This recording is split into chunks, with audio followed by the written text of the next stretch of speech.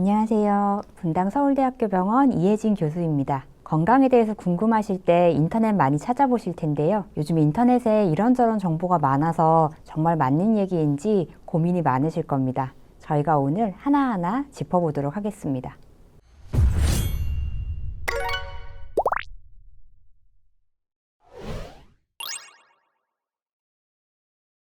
네, 교수님 진행 부탁드립니다. 안녕하십니까. 노년건강생활정보의 모든 것을 알려주는 조건강 전성시대입니다. 나이가 들면서 건강하게 살기 위해 하는 것들이 오히려 몸을 망치고 있다는 충격적인 정보를 알려드리려고 합니다. 병원, 의원 이용 일수가 OECD 국가 중 가장 많은 나라가 대한민국이란 사실 아십니까? 그만큼 과잉 진료가 많이 일어난다는 뜻입니다. 예를 들면 이런 게 있습니다. 허리가 조금 아파서 병원에 갔는데 무작정 MRI를 찍자고 하고 그 다음 시술을 권하고 교과서에 나와 있지도 않은 도수 치료나 체외 충격파 같은 비싼 비급여 치료를 권합니다. 의사 재량권으로 받지 않아도 되는 치료들을 권하는 것이죠. 허리 통증 정도라면 용감하게 과잉 진료를 안 받겠다 해도 별일이 일어나지는 않겠지만 그게 허리 통증이 아닌 암 검진이라면 어떨까요? 검진을 안 받으면 암으로 죽을 수도 있는데 의사가 받자고 하는 검진을 안 받겠습니다 라고 할 용기 있는 사람은 하나도 없을 것입니다. 암 검진을 받는 이유는 주기적으로 몸 상태를 체크해 변화를 관찰하고 암 발병 초기에 치료를 해서 돈과 수고를 덜 들이기 위함입니다. 그런데 병원에서 돈벌이를 위해 받지 않아도 되는, 아니 받으면 오히려 건강에 더 해가 되고 심한 경우 사망하게 되는 암 검진을 환자 모르게 추천하고 있다는 사실을 알고 계십니까? 바로 노년의 암 검진입니다. 어떤 검진을 받지 말아야 할까요? 첫 번째로 꼽을 수 있는 것은 바로 75세 이상은 위암 검진을 받으시면 안 됩니다. 국립암센터에서도 75세부터 84세는 위암 검진의 이득과 유해를 평가할 근거가 불충분하다라고 말할 만큼 위암 검진은 불필요합니다. 네. 맞는 얘기와 틀린 얘기가 적당히 섞여 있는 것 같습니다. 그래서 들으시는 분들은 더 헷갈리실 것 같은데요. 노년에서 암 검진은 저희가 일반적으로 권유드리고 있는 건 아닙니다. 왜냐하면 건강검진이라는 건 지금 건강할 때 조금 더 건강하게 살기 위해서 미리 병을 찾아내기 위해서 하는 게 검진인데요. 이미 여러 가지 질병이 있으시고 몸 상태가 안 좋으신 경우는 굳이 이제 불필요한 검사들을 하다가 더 위험에 처할 수 있기 때문에 저희가 권해드리지 않습니다. 암마다 권유하는 연령대는 좀 다른데요. 일반적으로 한 70세 이상에서는 저희가 일부 암들은 더 이상 검사를 하지 마십시오 이렇게 권유드리기도 합니다. 근데 다만 이렇게 일괄적으로 몇 세가 되셨으니까 이제는 건강검진을 하지 마십시오 이렇게 말씀드리고 있지는 않습니다. 왜냐하면 저희가 똑같은 나이라도 건강 상태는 굉장히 다르실 텐데요. 어떤 분들은 굉장히 정정하셔서 70세신데도 골프도 치시고 친구도 많이 만나고 활동도 잘 하시는 반면에 어떤 분들은 이제 70세에 휠체어를 타신다든지 이미 여러 가지 병들로 병원을 자주 다니면서 치료를 하고 계신 분들이 계실 겁니다. 저희가 건강하신 분들의 경우는 이제 권유하는 것보다 조금 더 오래 암 검진을 받으시는 걸 설명을 드리고 있고요. 이미 몸에 여러 가지 검사들을 받고 있고 위험을 가지고 계신 분들은 굳이 무리해서 암 검진을 하지 않도록 말씀드리고 있습니다. 그 이유는 내시경 검사를 하다가 위에 구멍이 뚫리기도 하고 염증이 생겨서 사망할 위험이 너무 높아지기 때문입니다. 특히 내시경 검사를 하던 중 용종이 발견되면 제거를 권유하는데요. 아주 높은 확률로 용종을 떼어내다가 천공이 생기고 과다출혈이 생기는 겁니다. 이럴 때 수술밖에 답이 없는데 나이가 들어서 수술을 하는 게 얼마나 위험한지는 굳이 설명드리지 않아도 될 것 같습니다. 위암 검진을 하시다가 천공이라든지 출혈이라든지 여러 가지 위험을 말씀 주셨는데요. 사실 위내시경 검사는 굉장히 안전한 검사입니다. 위는 벽이 두껍기 때문에 천공도 잘 일어나지 않고 위에서는 용종을 떼는 일도 그렇게 많지는 않아서 조직 검사를 일반적으로 좀 하게 될 수는 있지만 크게 위험은 없다라고 말씀드릴 수 있겠습니다. 다만 이제 위내시경을 하시기 위해서 수면을 받으시는 경우가 있는데요. 연세가 너무 많으신 경우는 이런 수면 위내시경을 하시다가 산소 포화도가 좀 떨어진다든지 다른 문제들을 겪으실 수 있어서 저희가 수면 없이 그냥 일반 위내시경으로 진행하는 걸 권해드리고 있습니다. 일반 내시경으로 했을 때 좀 통증이나 불편감을 호소하실 분들도 계실 것 같은데 그런 부분은 그럼 괜찮을까요? 젊은 분들이 구역질이 조금 더 심하고 검사를 좀 어렵게 받으시는 반면에 연세가 드신 분들은 구역 반사가 좀 저하되기 때문에 상대적으로 위내시경을 좀 더 편하게 수월하게 잘 하시는 편입니다. 그래서 연세 드신 분들은 굳이 수면으로 진행하지 않아도 생각보다 수월하다라는 느낌을 받으실 수 있습니다. 위암 검진만 무의미할까요?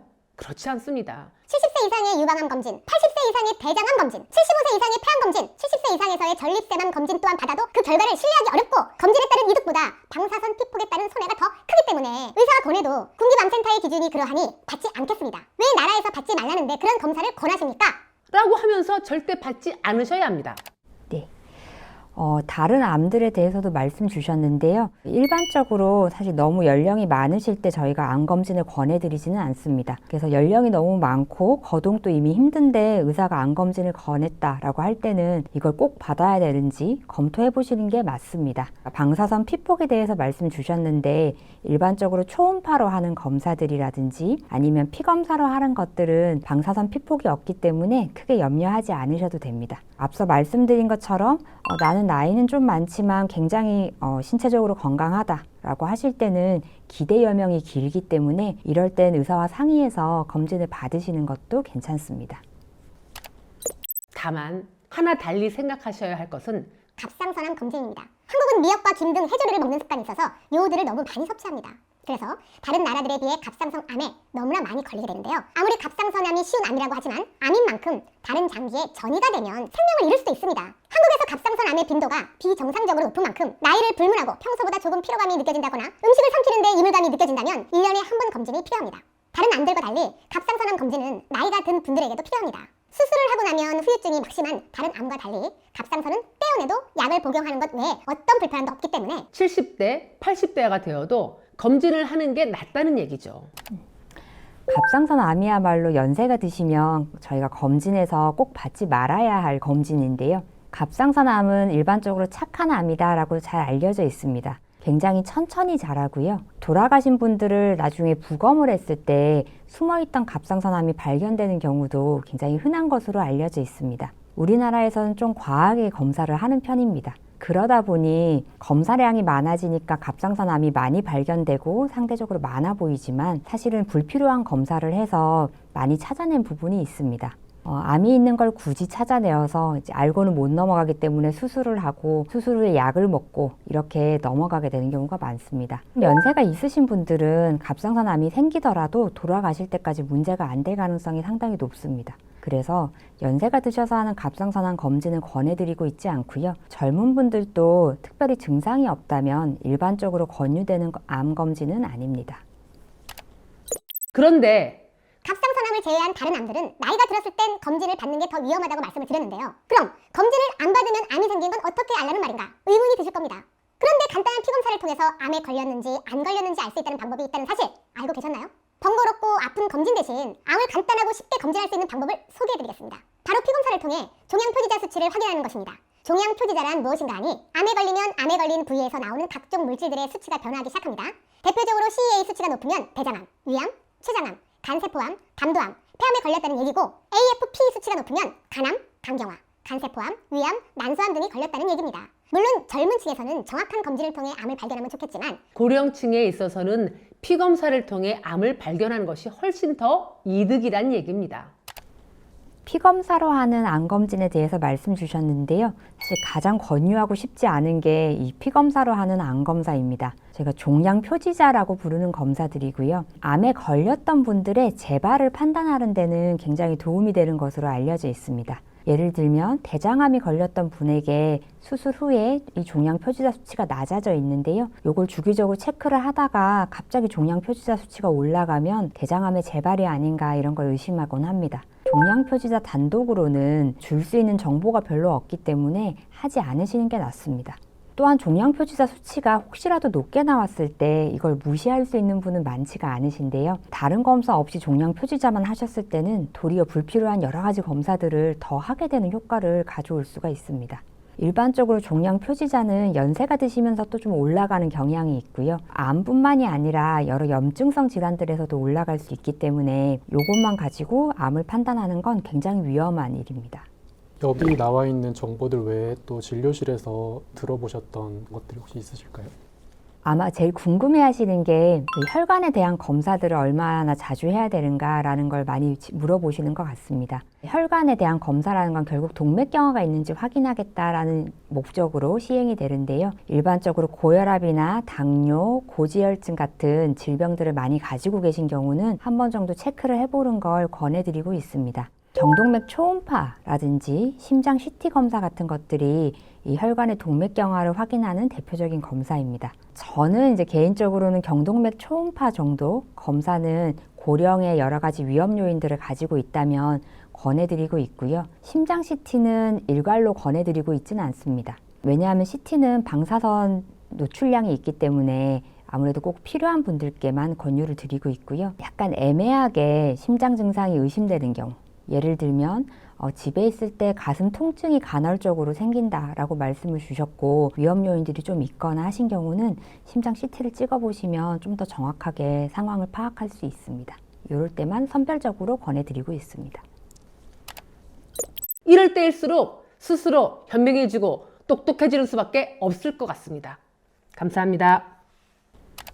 이런 콘텐츠를 시청하신 소감 한 말씀만 부탁드리겠습니다. 사실 컨텐츠가 진짜와 가짜가 교묘하게 섞여 있어서 굉장히 판단하기 어려우실 것 같습니다. 여기 나온 얘기들도 사실 객관적인 증거들을 바탕으로 이제 그 뒤를 조금 꼬아서 말씀하시는 정도인데요. 환자분들이 보시면 100% 믿으실 수밖에 없는 얘기이실 것 같습니다. 그래서 이런 좀 고민이 되실 때는 병원에 와서 이런 걸 봤는데 어떻게 생각하시는지 한번 물어봐 주시면 솔직하게 답변 드리겠습니다. 전문의들 사이에서 어떤 질병의 치료법에 대해서 의견이 갈리는 경우가 있는데 환자분들 같은 경우에는 이런저런 병원을 다니다 보면 조금씩 다른 지시를 받는 경우도 조금 있는 것 같더라고요. 이럴 때는 어떤 선택을 하는 게 가장 좋을까요? 저희가 똑같은 환자분을 보더라도 사실 판단이 항상 100% 일치할 수는 없습니다. 저희가 일반적으로 진료할 때 참고로 하는 진료 지침이라고 하는 큰 가이드라인은 있지만 사실 그 안에서도 환자의 개별적 상황에 맞춰서 판단을 하도록 얘기를 하고 있기 때문에 이 개별적 상황에 대한 판단 자체가 의사마다 약간씩 차이가 날 수는 있는 거죠. 완전히 똑같진 않더라도 대부분은 비슷한 방향으로 아마 지시를 주실 거고 이럴 때는 사실 왜 그렇게 판단을 하셨는지를 좀 잘 들어보고 동의할 수 없는 부분이라든지 아니면 선생님은 이렇게 얘기하셨지만 저는 사실 이게 하고 싶지 않아요 라든지 그런 본인 의사를 좀 더 표명을 하시면 감안해서 저희가 좀 더 환자분한테 맞는 치료 방법을 제시할 수 있을 것 같습니다. 지금까지 도움이 좀 되셨나요? 부디 올바른 정보를 바탕으로 건강관리를 잘 하셨으면 좋겠습니다. 감사합니다.